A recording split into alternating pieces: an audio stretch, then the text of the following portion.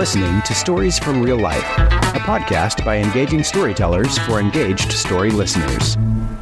Here's your host, author and journalist, Melvin E. Edwards.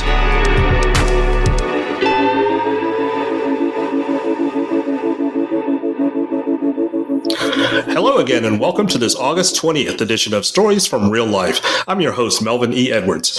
Let's find out about today's guest, Eriksen Dickens. Today on Stories from Real Life with Melvin E. Edwards. Eriksen Dickens is a documentarian who captures memories, but not all films are for public viewing. Together with his brother, they produce legacy documentaries, which shine a positive light on businesses, foundations, or individuals. These films delve into the narratives of entities and individuals with compelling stories, preserving their legacies for posterity by providing an in-depth look at their life's journey. Eriksen, who holds a master's degree in psychology, applies his expertise to shape these narratives. He recognizes storytelling as the most ancient and essential form of communal communication. In today's episode, he will share his insights and discuss how we can pass our own stories down to future generations. Join us as we welcome Eriksen Dickens, alongside your host, Melvin E. Edwards. Eriksen, welcome to my storytelling podcast. Hey, Melvin, how you doing? I appreciate you having me on today. I'm doing great. Looking forward to talking to you. Same. So I'm excited to have you here today because researching and chronicling family stories and family histories are among my own passions. So it'll be fun to share with the audience what you do. So let's get right into it. Let's do it. All right. So you got a master's degree in psychology and a bachelor's degree in philosophy, but your job is filmmaking. Right. How has that background helped you develop legacy documentaries?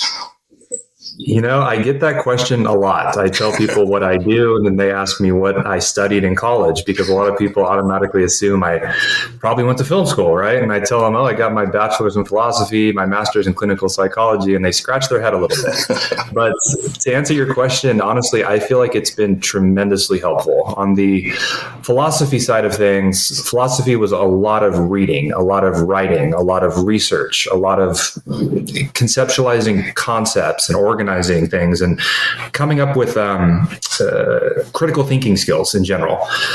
So that has helped me a lot in terms of when it comes to pre-production for filming, for these documentary projects we do.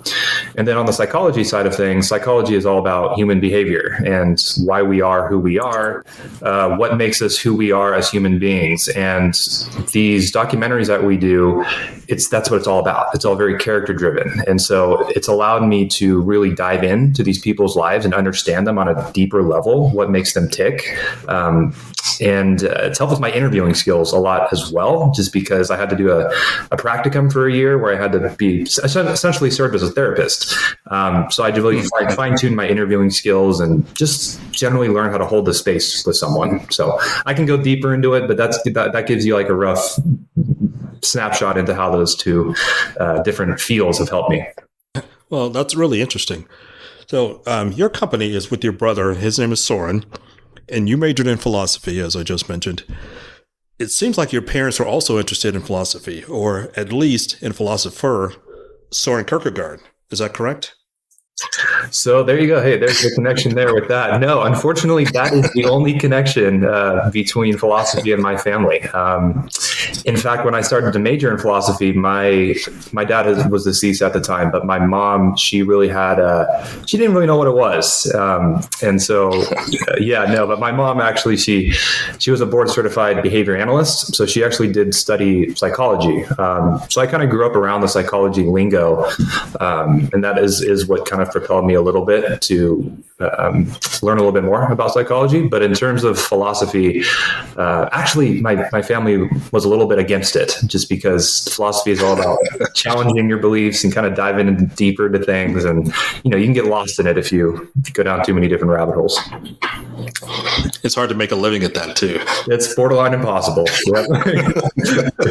Unless you got a PhD and you can teach a college course. Exactly. I think that's the only thing. It's like, what are you going to be, a professional philosopher? No, I actually heard, it's interesting. A lot of a lot of lawyers, a lot of attorneys go into philosophy as their undergrad just because it helps with their argumentative skills. So that's what I've heard from that at least. But aside from that, I don't know what you do with the philosophy degree. Lucky I found something. I don't know. There's probably a band you can lead or something. start a cult or something. Yeah. Yeah, exactly. All right. So I'm sorry to hear that your dad died of cancer when you were about 14 years old. Correct. Yeah. And so is that the event that sparked your interest in legacy documentaries? So not the actual event, but years later when my brother and I ended up at the same college together, that's when we got back into filmmaking. And we wanted to really test our storytelling abilities and really just kind of go for it. Like I said, we weren't taught in the classroom when it came to filmmaking. It was all learned by doing and watching lots of YouTube videos and stuff. So we decided to make a documentary and just go for it. And we wanted to do something near and dear to us. And so we said, why not make one on Dad's life? And so that was the start of a 1.5 year long process, essentially, of interviewing maybe 30, 35 people, going to a bunch of different locations, really just retracing my dad's life. And when we were done with it, we entitled it His Legacy.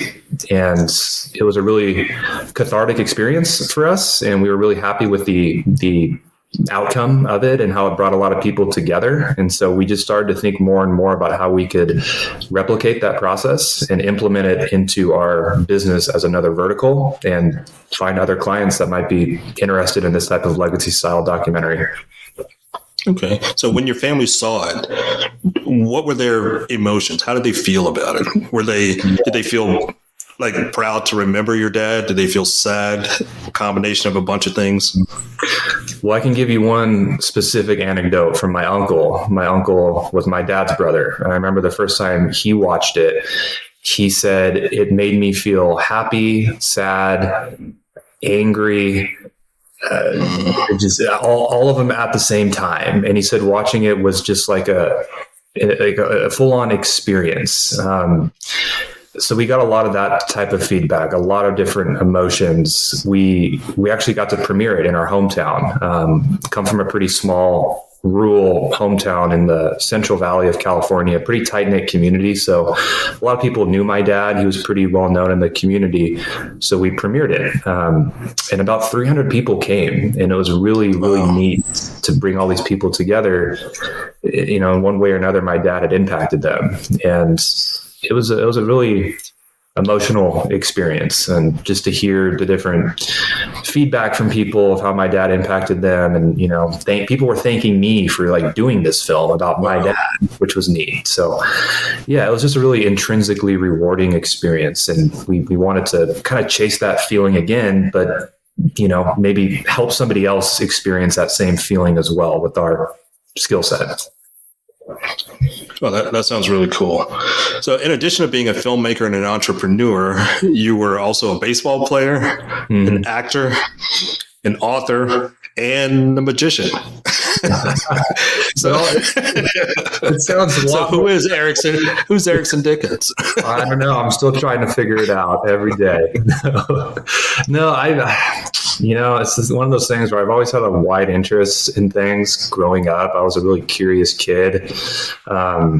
My brother and I used to make movies as kids all the time, and that's where our love for filmmaking started. And I loved being the hero in the movies. You know, I was the hero, and so that kind of I got into some acting stuff, and I still do it. I have an acting class. I've taken improv classes in the past. I'm an acting coach, and you know, I'll get roles in some independent films once in a while, some short films, a couple other stuff. But yeah, it's just another outlet for me in terms of expressing my creativity, which has been nice. And what else? Baseball. Yeah, baseball was a huge part of my life. I feel honestly like my background as an athlete and being on a team sport really helped set me up pretty successfully for filmmaking, just because filmmaking is such a collaborative art by nature.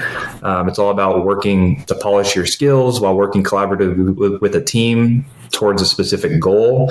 I played a little bit in college. I played 2 years in college, got hurt, unfortunately. And honestly, that is what led me back to filmmaking. So kind of bittersweet there. Yeah, my son had the same experience. He was recruited to play in college and hurt his shoulder his freshman year and never actually got into a game.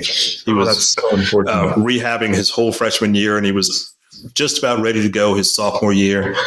And he was an engineering major, and he just decided he just couldn't balance the two. Yeah. And had to give up baseball. That's so hard. No, was he a pitcher? It is hard. No, he was an outfielder. Okay. But he had weirdly hurt his shoulder at the end of his senior year in high school because the track coach talked him into throwing the shot put. And I can't believe I let him do that. He was the smallest shot putter who made it to regions. He was 175 pounds, but he was as strong as an ox. Oh, he's got to be. Holy cow.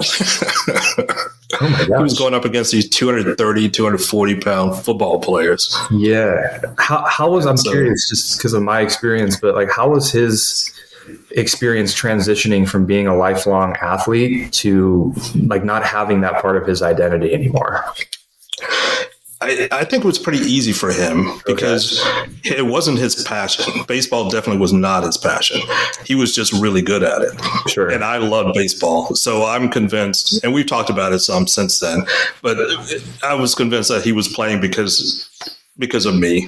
And I didn't talk him into it, but I think he just wanted to do something that he knew I would enjoy. Mm-hmm. Like he was a soccer player when he was younger, and he was a really good soccer player.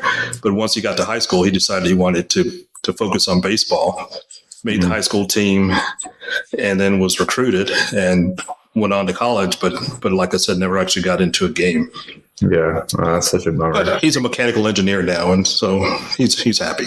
And I'm happy. Yeah, probably pretty successful. Yeah, that's awesome. Yeah, he is. I can relate to that in a way too. Like baseball, I started to lose passion for it after my dad passed away when I was 14, because like he was my lifelong baseball coach. Like all my memories of my dad are associated with the baseball field. And after he passed, a big part of me kind of continued to play just because I knew that that's what he would have wanted, or it would have made him proud. He loved baseball. I mean, he had a baseball Bible. He was obsessed with it. So yeah, I can relate to that a little bit. Yeah. Yeah, I actually saw in my preparation, my research for this interview, I saw a clip of you your freshman year of college when you were introducing yourself, and you said your favorite sport was basketball. It's surprising, right? Yeah, you look that one up. I'm thinking you probably got kicked off the team. You got kicked off the baseball team. If that doesn't sum it up, I don't know what does. But yes, exactly.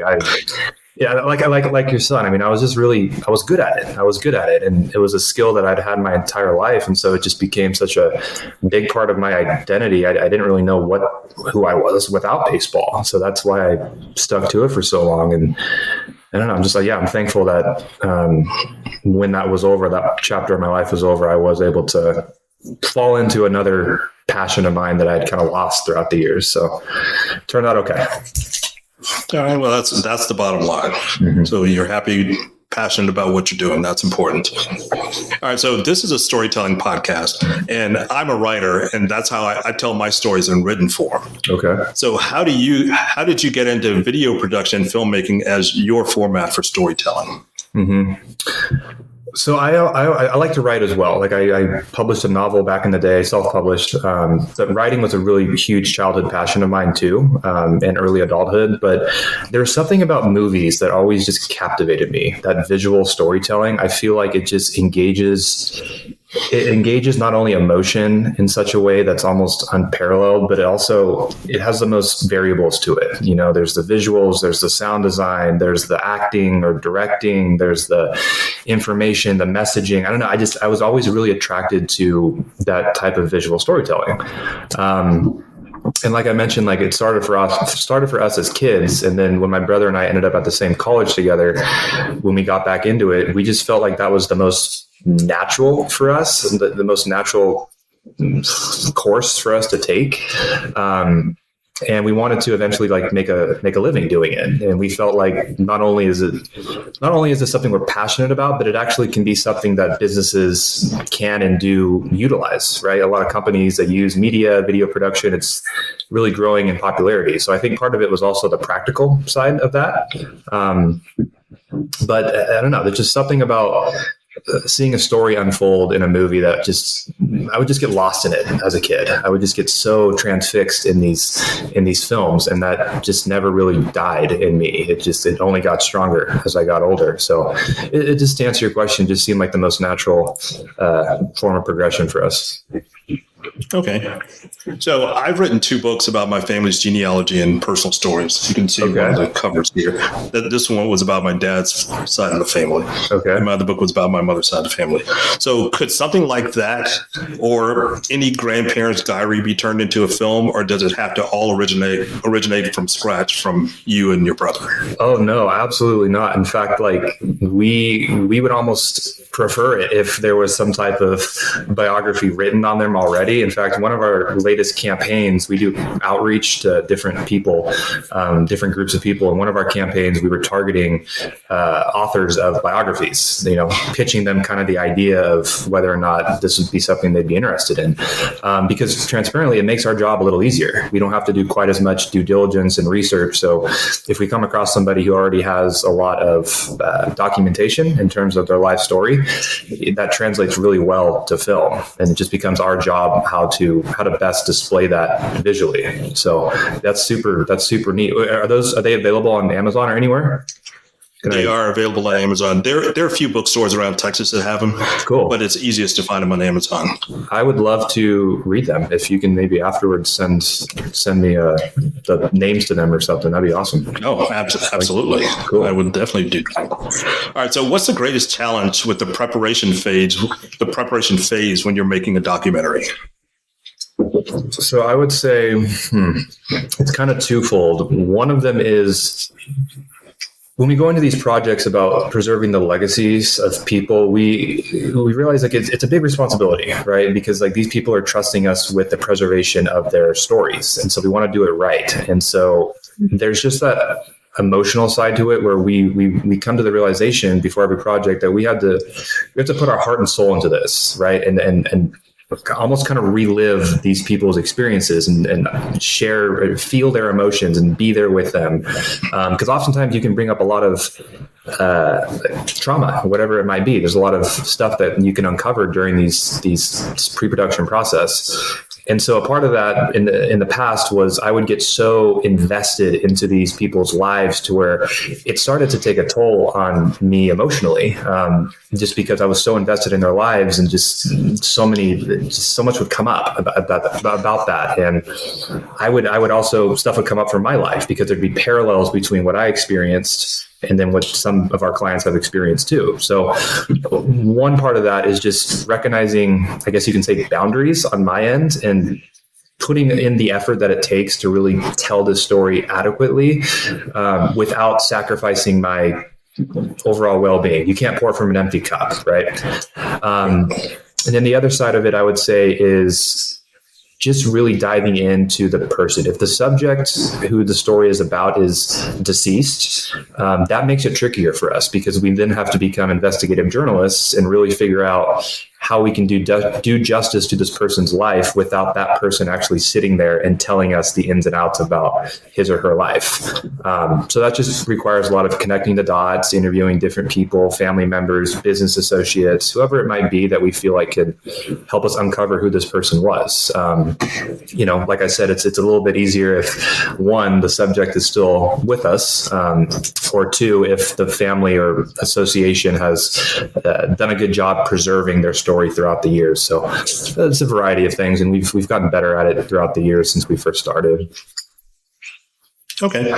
So as I mentioned earlier, my guest today is Eriksen Dickens. So Eriksen, since we're talking about legacies and genealogy, I'm sure my audience will want me to ask you if you're related to British novelist Charles Dickens. And then the second part of that, because it's something I want to know, is are you related to Norse explorer Leif Erikson? So I get this question a lot. I have throughout the years. And I like to think that I'm related to Charles Dickens just because, it gives me a little credibility. Creativity runs in the family. But unfortunately, I have no idea. I have no proof. Probably not, unfortunately. But hey, it's one can dream, one can hope. And then Leif Erikson, that would even be more badass if that was the case. But no, I am of Nordic heritage. Like I have some Norwegian in me. But no, my dad just was really he liked the Viking history. And so that's where the name for me originated, Eriksen. But no, not to my knowledge, at least. Who knows? We got to work on your storytelling skills. You got to say Uncle Chuck. Charles Dickens is Uncle Chuck from now on. Yeah, I like that. I don't know how we're going to make Eric Dickerson, or Leif Erikson work. We'll figure that out later. Right away, get creative. We'll do that post production. Yeah, there you go. I love it. All right. So you do something that you call personalized storytelling. So can you explain to me what that is? Well, I think, personalized storytelling, it's essentially used, I think, interchangeably for us in terms of really helping people understand what the legacy documentary is. It is extremely personal. We had one client once say to us, after the documentary was finished, he watched it. He felt like he said in his words, I feel like I could pass away tomorrow and I would be at peace with that because everybody, they know my story now. My kids and my kids' kids and their kids will know who I was as their grandpa. They'll know what I've gone through. They'll know the values that I live my life with. And his only hope was that they learn something from his story. So personalized storytelling is essentially just used interchangeably for us to help people, I guess, maybe grasp the concept because, it's this type of offer that we have or this type of vertical. Sometimes it's kind of hard to get people to understand exactly what it is or what exactly is the use case for it. And so sometimes just the explanation process, it takes some time. It's a very high touch sales process to secure a project like this. And so everyone has a story, right? Everyone they've lived their story, but I think getting people to see their story in the form of a linear documentary and how it's going to unfold, getting them to see the impact that they've really had and reflecting on it. That's always really special to us to get people's feedback once they have seen it and say something like, I never even thought of it that way, but then seeing it unfold like that and how you guys put it together, it made me think about things differently in some ways. So, yeah. That's really cool. So what kind of people are looking for legacy documentaries? Mm-hmm. So we like to say, if you have a story and, if there's somewhat of a budget, we can work with you. It really depends. We have done these for entrepreneurs. We've done them for people who have since retired after, growing a business or some type of success. We did one for a gentleman who migrated here from Lebanon at an early age with $50 in his pocket. He went on to grow an empire through mobile. Just faced a lot of adversity in his life, and his estate wanted us to preserve his legacy through a film like this. We are currently doing one for a family foundation out of Texas, tracing the origins of the foundation, covering the backstory of the gentleman's life who started it. We've done one for a entrepreneur with cerebral palsy, successfully grew 4 different businesses. We did one for an athlete. We did one for elderly retired rodeo star, actually, which is really cool. So to answer your question, we've been privileged to be able to cover a wide variety of subjects, it makes our job more interesting because if you're consistently doing the same type of person, you kind of hear the same stuff and it kills the spark a little bit. But we've been lucky to do these for a wide variety of people. Yeah, that sounds really interesting. So tell me what your 7-step process is in developing your specialized films. Yeah. So in the beginning, when we were doing these, we were just kind of running and gunning, just trying to get footage. We didn't really have much of a backbone to what we did or a structure. So then over time, we started to develop this, we call it essentially like our storytelling curriculum, the 7 storytelling pillars. And it really serves as the backbone of our documentary in terms of how we're going to tell the story. So number 1 would be the history. So that first pillar covers the person's backstory, their history. Number 2 would be the person's passion. So what were they passionate about? What were they intrinsically motivated by? What got them out of bed, right? That one really humanizes them. Number 3 would be their process. So what is their unique philosophy in life, their approach to life? Number 4 would be obstacles. So the adversity that they've faced. We're really big on that one. We feel like really highlighting what someone has gone through, the challenges, just helps you. It always makes a story. I'm huge on conflict in stories. I feel like there has to be a healthy dose of conflict, or else the story isn't going to be as powerful. Your viewers, your audience, they're not going to be able to relate with you as much. So we're really big on that. The next pillar would be achievements. So that one's a given. They're key milestones in life, their successes. After that would be the impact. So the impact that they've had on their loved ones, society, their community, whatever that might be. And then the last pillar would be future. So if they're still with us, what's next on the horizon? What are the future goals? So we just found that not only do those 7 pillars help on our side of things in terms of, allowing us to know what we need to get to create a robust film, but then it also helps explaining to potential clients like what we'll be doing, and it helps them grasp the concept a little bit more, and they'll understand what they can expect from a process like that. But yeah, that's our storytelling curriculum, I guess. Okay, that sounds good. So who would be your dream client or dream family or dream foundation to do a documentary on? That's a great question. They're all my dream. You're running for office, aren't you? Yeah. Go ahead and announce if you're running for political office today. Yeah. How am I doing? I wouldn't say necessarily have a dream type of client. The one documentary really stood out to me, the one we did for the gentleman who migrated from Lebanon. I really love those stories, rags to riches stories, truly, like people who have really beat the odds and just overcome a lot of adversity. I mean, he was not set up to succeed. He lost his mom at a very young age. He was in war-torn Lebanon during the war. Just sad upbringing. And just doing that, getting to know about his life and everything he went through. I mean, that, I would say if we can do another type of film like that, I don't know who it would be or, what their story is, but that I would say is, I don't know. I guess you can say that would be my dream avatar type of client. It's inspiring, and you feel privileged being able to sit in the same room as them and hear their stories and learn from them, so. Yeah. Oh, that's cool. All right. So I listened to one of your recent podcast episodes with your brother, and you discussed the emerging impact of AI in modern storytelling. Mm-hmm. I don't know if you recall that episode. Do you feel energized or more frustrated by AI's role in content creation? It depends on the day, No, it's crazy looking at AI and how far it's progressed within the last 2 years now at this point, since it's been more available to the public, and we're seeing how it's really impacting a lot of creators and what they do. I mean, I'm sure you hear how AI is going to essentially replace the creative, regardless of the medium. So there is that side of me that transparently is a little bit fearful of that. I don't want to see a whole industry kind of get destroyed by AI.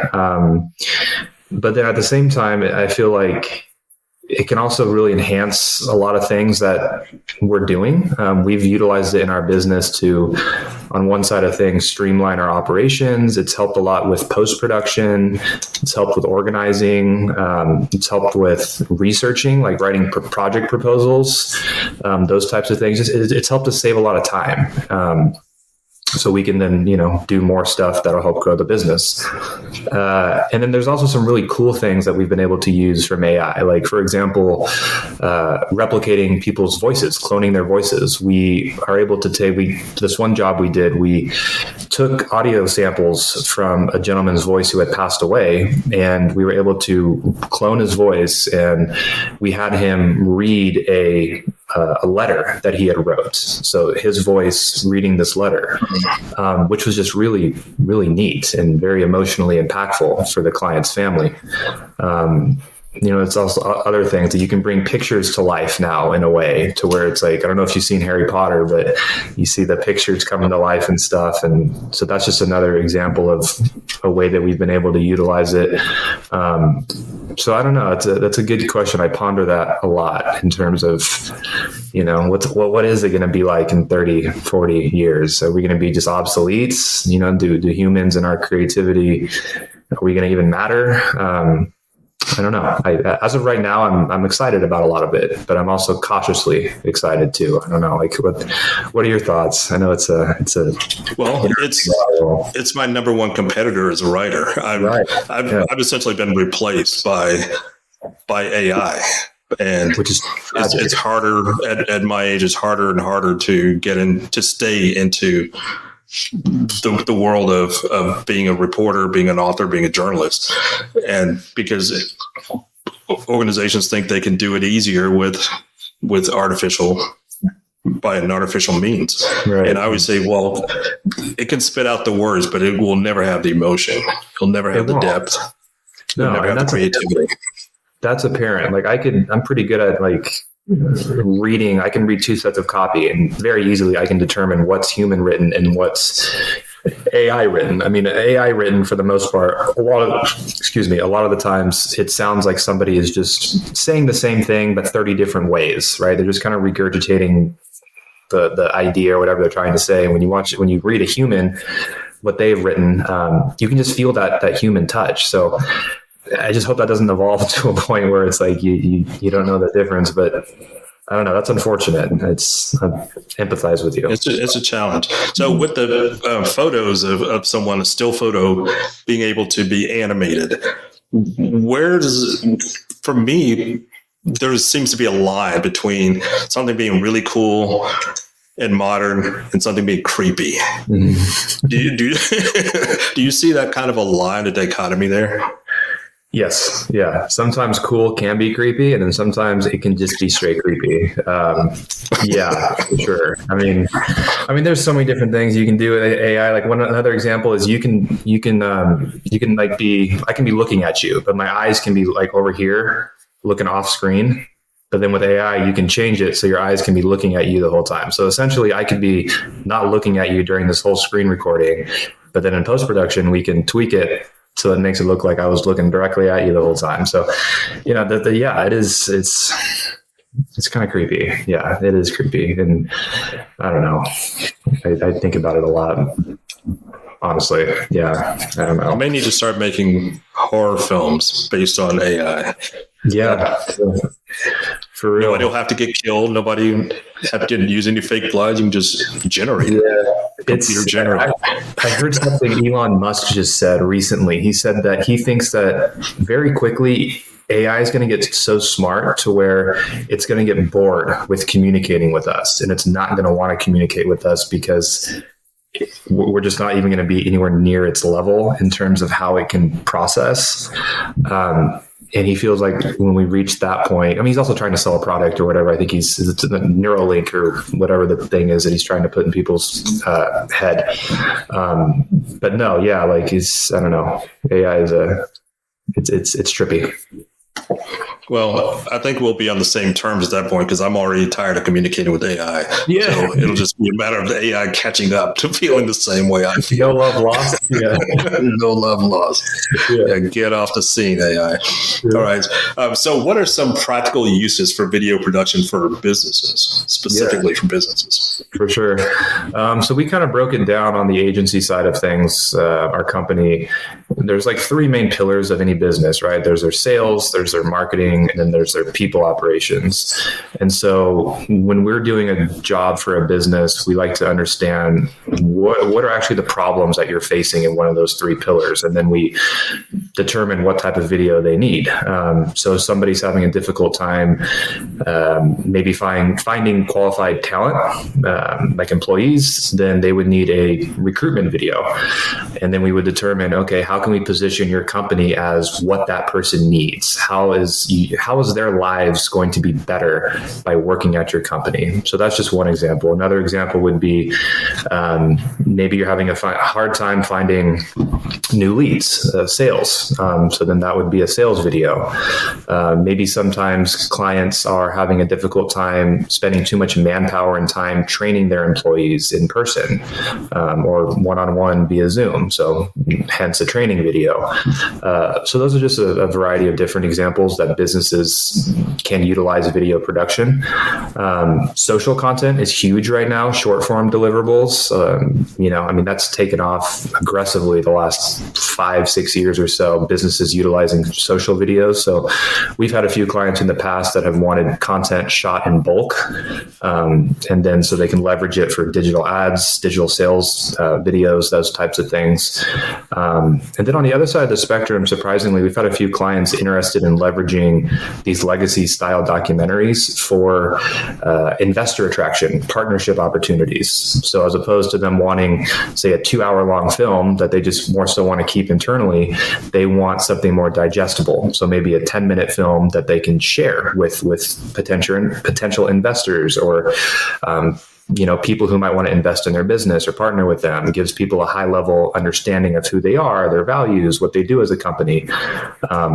There's a lot of different use cases for video production. It just all depends on, one, the target audience of the company, what they're looking to do with it, and then two, the actual problem they're facing. Because it's one thing just to create a sexy looking montage that they can just put on their website, but how's that actually going to benefit them? How's that going to help them? So we take the time to really kind of dive into that as a company.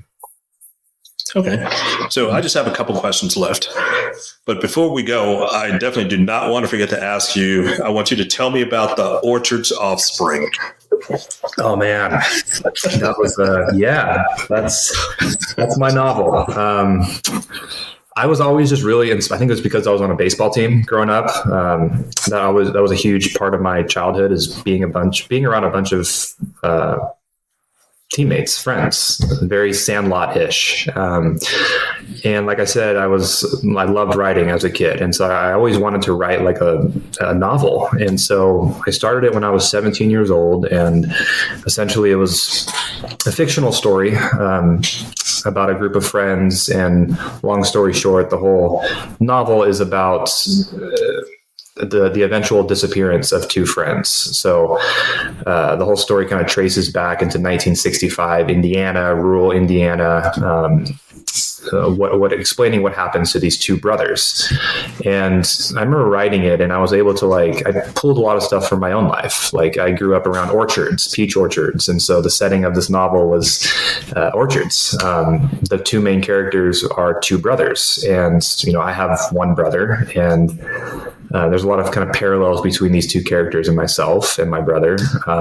It was a cool process for me. I worked on it for maybe 3 years. I finally finished it when I was 21, and then I stepped away from it and didn't really do anything with it. And then I revisited it a couple years later, rewrote half of it, and then I wanted to get it published. So I found a self-publishing company called Book Baby, and spent about 6 months getting it published. And that was my baby for a while, that book. I've made about $42 total in royalties from it. So hey. Just throwing up dollars. Yeah. So have you ever thought about making that into some kind of a film? Oh yeah, honestly, like when I was writing it the whole time, I was picturing it on the big screen. I was picturing it, okay, how can this be a movie? And still to this day, I think about that. I mean, that would probably be like my ideal passion project one day. If I was able to direct or produce a movie based on my novel, I just think that'd be just the coolest thing. You know, it's not every, but a lot of authors, that's kind of their dream, is to see their work unfold visually for people to see. So yeah, absolutely. For the characters based on you, who would you want to play you? What current actor would you want to play you? Well, the kids are in the story. He's not really based on me, but there's parts of me in him. So I would need like a 15, 16-year-old actor. So I'd have to look into who's kind of hot right now in terms of bringing in tickets. In terms of that age group, I don't know. I'll have to get back to you on that. Yeah, I can't think of any either. No, probably all the kids in Stranger Things or something. Oh, there you go. Exactly. Even they're like in their early 20s now. Yeah. Jeez. Yeah, they're not kids anymore. No. All right. So before we go, I would like for you to tell the audience how they can get in touch with your company if they want to create a legacy video, if they want you to create a legacy video for them or for their organization, their foundation. Yeah, you can reach out to me anytime. Find my contact information on our website, which would be dickensbrothers.com. Additionally, my email is eriksen@platinumpeak.com. Platinum Peak is with 2 E's. And then if you're more interested in videos for your company, our agency side of things, then you can find us at platinumpeak.com. So we've got a few different options there, and please don't hesitate to reach out if you are interested or you just want to chat, consult. Yeah, I'm a pretty approachable guy. Okay, that sounds awesome. So our guest this week has been Eriksen Dickens. So Eriksen, thank you for joining me today and sharing your stories. It's been a pleasure to have you here. Thank you so much for having me, Melvin. I've enjoyed our time together. Thank you. Thanks. So that's it for this week's episode of Stories from Real Life. Join us again next time for another great storytelling journey. Until then, don't forget to shine your light wherever you go. That was Stories from Real Life. Join us again next week for another great storytelling journey. See you next time.